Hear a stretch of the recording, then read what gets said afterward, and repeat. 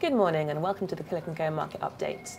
This week, the European Commission has changed its forecast for the full year 2017 for a number of different economies.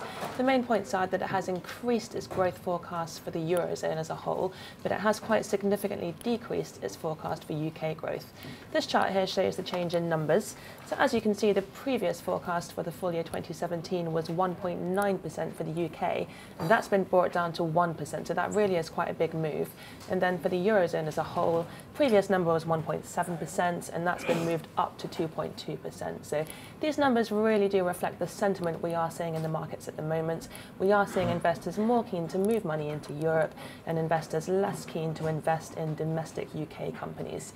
So as I said, it is quite a notable decrease in the forecast for the UK, but it is worth noting that these numbers are just coming from the European Commission. That's just one body releasing its own forecast, and I think 1% growth for the UK is perhaps at the lower end of forecasts, and it is notably different to the Bank of England's own forecast for the UK economic growth in the future.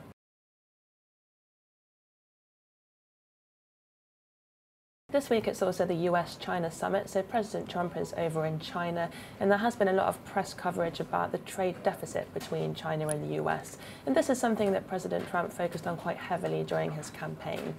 This slide here gives you an idea of the level of the trade deficit between the US and China.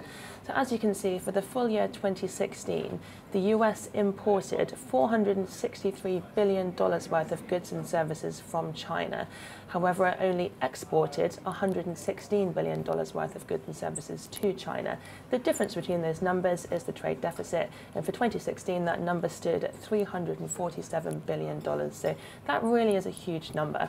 And why is this a problem? Well, it's negative for the US, and that's because it shows that American citizens are choosing to buy from China and not from the US.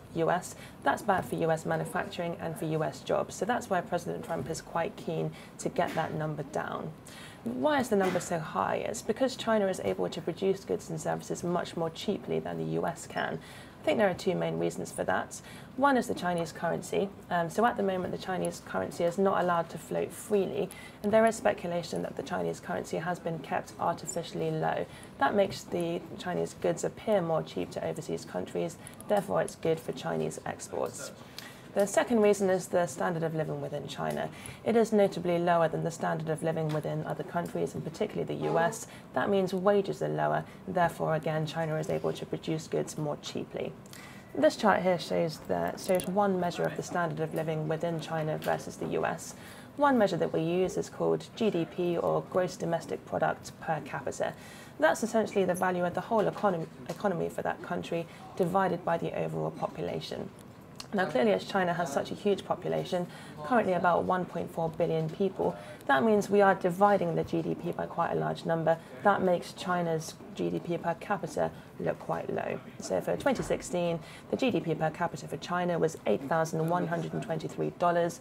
For the US, it was much, much higher. It was $57,466 per person. So a huge difference there. And that gives you an idea as to the differences in the standards of living between China and the US.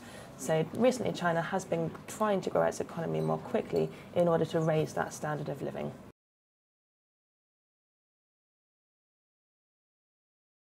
And last of all, I've been looking at chocolate prices over the last 10 years. So over the last couple of years, growth in the global confectionery market has been fairly lacking. But there are a couple of reasons for this. One is that there has been a trend towards healthier living and healthier foods, therefore there has been less demand for chocolates and sweets. But also the cocoa price has been relatively high. That means that chocolate companies are having to spend more on cocoa, therefore they've got less money left over to spend on developing new products and marketing and promotions. This year, however, cocoa prices have fallen about 20% compared to last year. A couple of reasons for that. One is obviously the lower level of demand, but another reason is that about 2/3 of the world's cocoa bean supply comes from West Africa.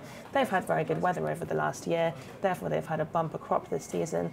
That means there has been a large supply of cocoa beans and the price has come down. So that's been very good for chocolate companies. They've had to spend less on cocoa beans and they've had more money free to spend on developing new products and advertising. And that has led to a bit of a growth in the global confectionery market over the last year. So As I've said a couple of times over the past couple of weeks, it has been third quarter earnings season recently, and we have seen good results from confectionery companies. I think this is one of the reasons why. Moving on to the week ahead.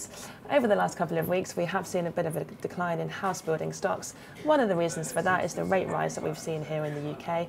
Next week, we have got a number of major house builders reporting, so it will be quite interesting to see if they have any comments on the rate rise. The ones reporting are Taylor Wimpey, McCarthy & Stone, Barratt Developments and Crest Nicholson. That's it from us. Have a great weekend, and we'll see you next Friday.